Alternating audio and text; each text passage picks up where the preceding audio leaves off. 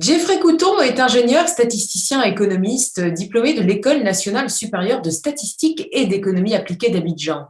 Il est également titulaire d'une licence en statistique appliquée ainsi que d'une licence en sciences économiques avec une spécialisation en analyse des politiques de développement obtenue à la faculté des sciences économiques et de gestion de l'université d'Abomey, Calavi, au Bénin.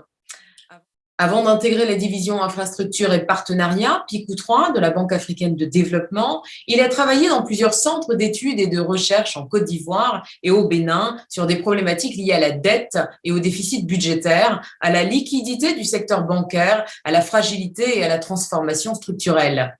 Il a également à son actif plus d'une dizaine de publications scientifiques dans des revues internationales à comité de lecture sur des sujets relatifs aux énergies renouvelables, au développement des TIC, à la croissance inclusive, aux chaînes de valeur mondiale, ainsi qu'à la qualité des institutions.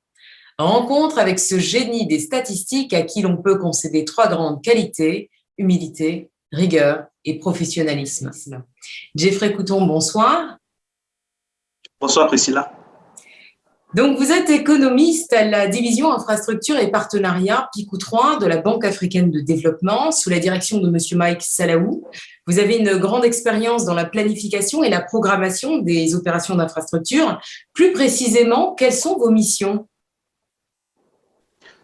Merci. J'ai rejoint la division des partenariats d'infrastructure de la banque en 2018.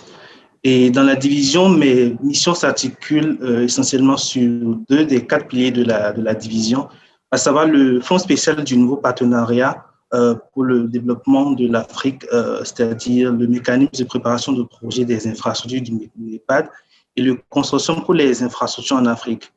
Alors, sur le premier pilier, je travaille essentiellement sur la gestion de projets d'infrastructure et la gestion de portefeuille.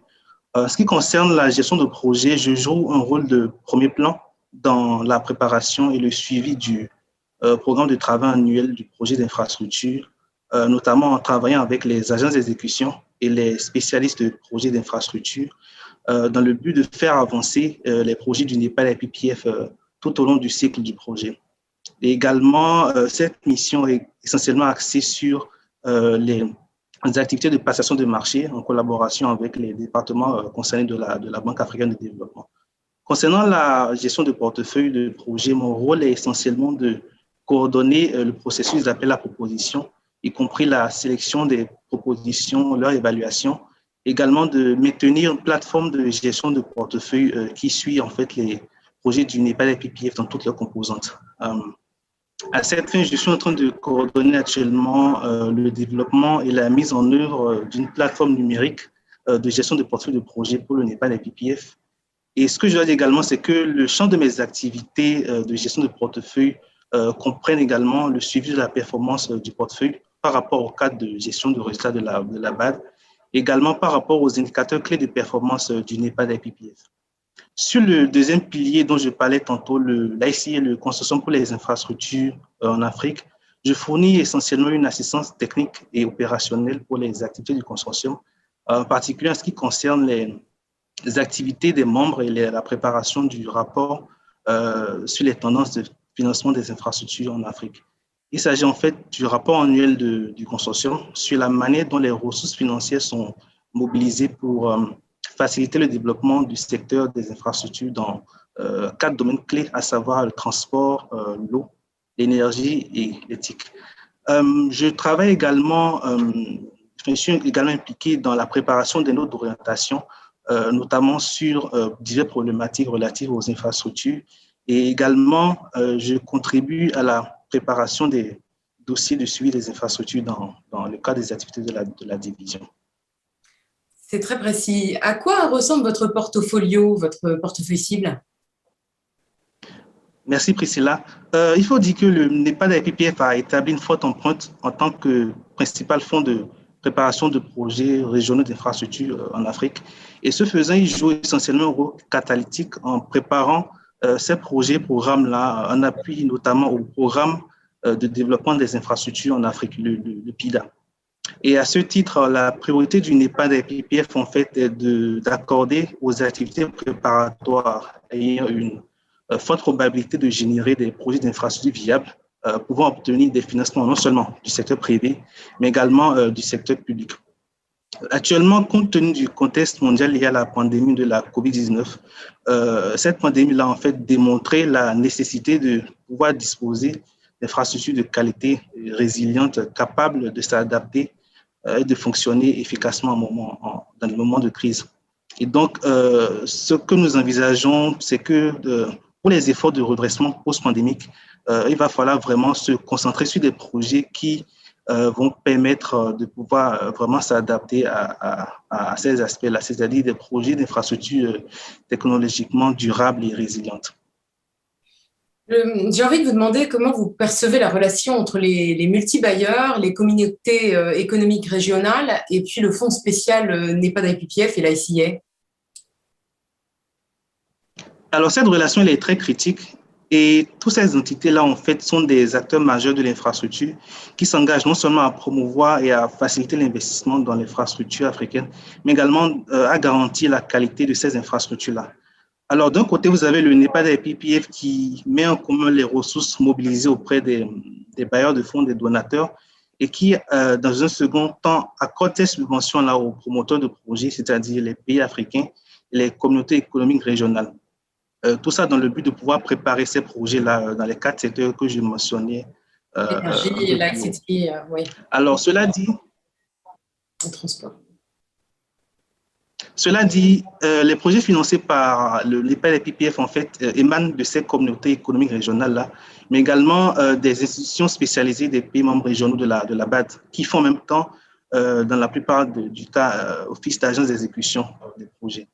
Et la capacité de ces agences-là est en fait un facteur très important pour le succès et la qualité des études du NEPAD et PPF.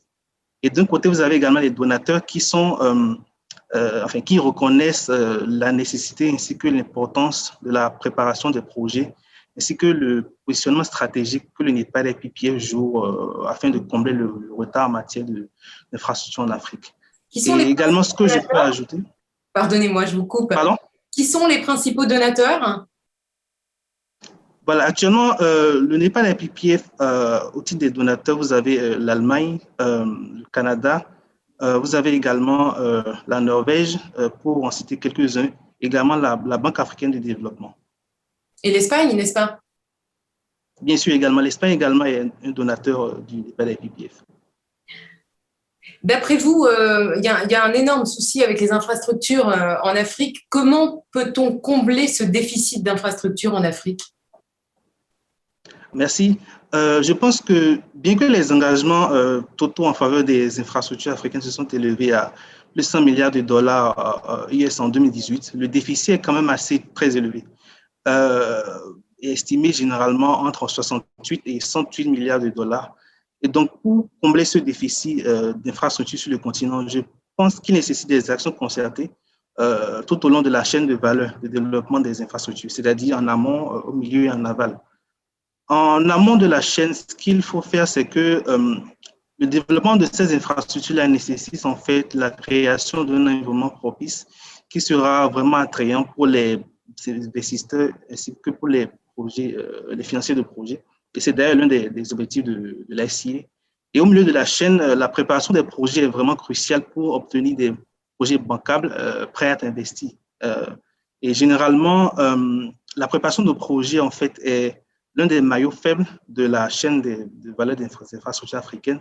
Et surtout, le continent, il y a vraiment un manque de projets bien préparés, ce qui entraîne en fait une stagnation dans le développement de cette réserve de projets bancables-là.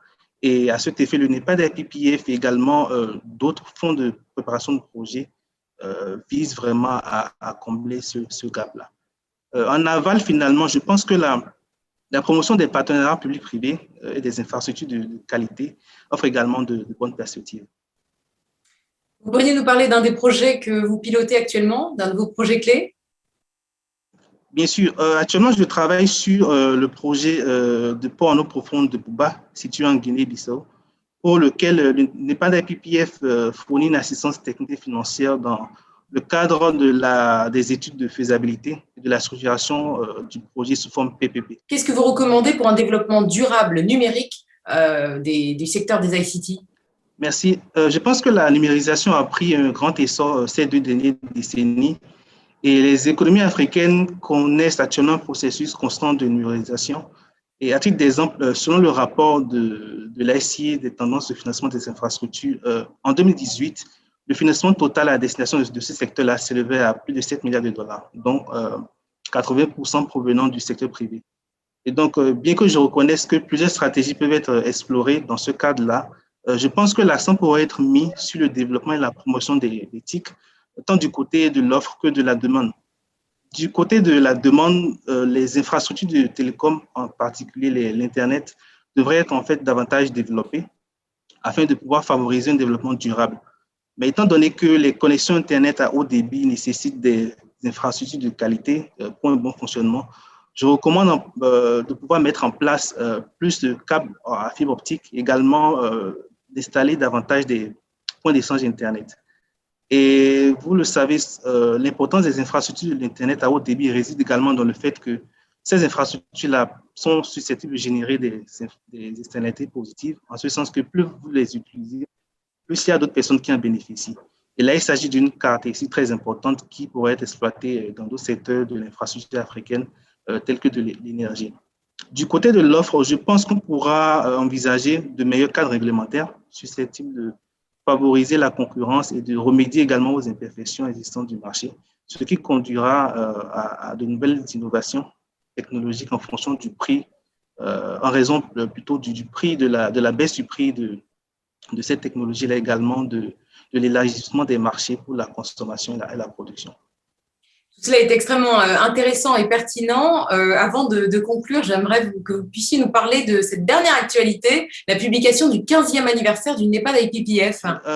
Le rapport sur les 15 ans du NEPAD IPPF est une publication phare qui présente les réalisations du Fonds spécial IPPF sur ces 15 premières années d'existence, en soulignant son rôle dans la réduction du déficit de financement des infrastructures en Afrique. Le rapport met essentiellement en avant l'impact que le fonds a pu avoir dans la préparation des projets d'infrastructures régionaux et continentaux depuis 15 ans.